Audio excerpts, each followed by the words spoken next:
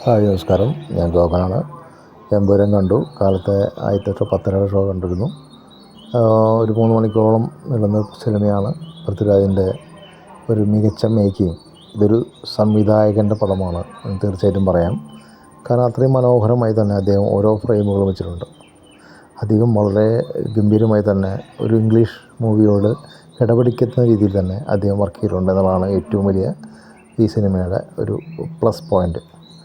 കാരണം നമ്മൾ ഒരുപാട് സിനിമ കണ്ടിട്ടുണ്ടെങ്കിലും നമ്മൾ കാണുന്ന ഓരോ വിഷ്വൽസും ഒരുപാട് കഷ്ടപ്പെട്ട് തന്നെയാണ് അദ്ദേഹം ചെയ്തിരിക്കുന്നത് വ്യക്തമാണ്. ഒരുപാട് രാജ്യങ്ങളിലൂടെ കറങ്ങി ഒരു വലിയൊരു മൂവിയാണ് ചെയ്തിരിക്കുന്നത്. അത് തീർച്ചയായിട്ടും തിയേറ്ററിൽ പോയി കാണേണ്ട ഒരു സംഭവം തന്നെയാണ് ഈ എമ്പുരാൻ എന്ന് പറയുന്ന പടം.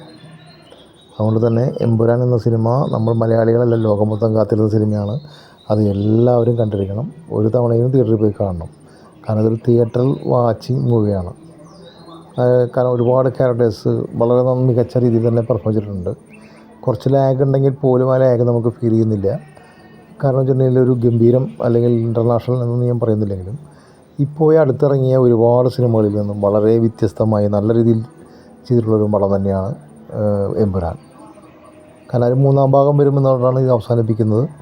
പക്ഷേ അത് വളരെ രസകരമായി തന്നെ ചെയ്തിട്ടുണ്ട്. രാഷ്ട്രീയം പറയുന്ന മൂവിയാണ്. രാഷ്ട്രീയത്തിൻ്റെ കുറേ വിവിധ വശങ്ങൾ കാണിക്കുന്ന ഒരു മൂവിയാണ്.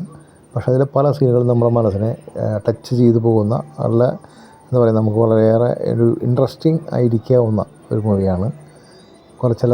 ചില സീനുകളിൽ നമുക്ക് രോമാഞ്ചം വരുന്ന അത്രയും എഫക്റ്റുകൾ ഉണ്ടാക്കിയിട്ടുണ്ട്. മോഹൻലാൽ എന്ന് പറയുന്ന നടൻ്റെ അല്ലെങ്കിൽ ആനി പെരുമ്പാവൂർ എന്ന ഒരു നിർമ്മാതാവിൻ്റെ, പൃഥ്വിരാജ് എന്ന് പറയുന്ന ഒരു സംവിധായകൻ്റെ, മുരളി ഗോപി എന്ന് പറയുന്ന ഒരു തിരക്കഥാകൃത്തിൻ്റെ ഒരു നല്ല മൂവിയാണെന്ന് സംശയം പറയാം. അതുകൊണ്ട് തന്നെ ഏവരും ഈ തരം സിനിമ കാണുക, അംഗീകരിക്കുക. കാരണം ഇതിൻ്റെ 3-ാം ഭാഗം നമുക്ക് ആവശ്യമാണ്. ഈ കഥ ഒരിക്കലും ഇവിടെ അവസാനിക്കുന്നില്ല. അതുകൊണ്ട് തന്നെ ഇതിനെക്കുറിച്ചൊരു നെഗറ്റീവ് പറയുന്നവരോട് എനിക്ക് വെറും പുച്ഛം മാത്രമാണ്. കാരണം നെഗറ്റീവ് പറയുന്നതിന് 3-ാം ഭാഗം കണ്ടാലേ പൂർണ്ണത വരുള്ളൂ. ഒരു സിനിമ പൂർണ്ണമായല്ലേ നമുക്ക് അതിനെക്കുറിച്ച് കറക്റ്റ് പറയാൻ പറ്റുള്ളൂ. അതുകൊണ്ട് തന്നെ തീർച്ചയായിട്ടും എല്ലാവരും തിയേറ്ററിൽ പോയി കാണേണ്ട ഒരു സിനിമയാണ് എമ്പുരാൻ എന്ന് നിസ്സംശയം പറയാം. അപ്പോൾ കൂടുതൽ വിശേഷങ്ങളും വാർത്തകളും പുതിയ സംഭവങ്ങളുമൊക്കെയായി നമുക്ക് അടുത്ത വീഡിയോയിൽ കാണാം. അപ്പോൾ ഉടനെ തന്നെ എമ്പുരാൻ കാണാൻ ശ്രമിക്കുക. Okay, by.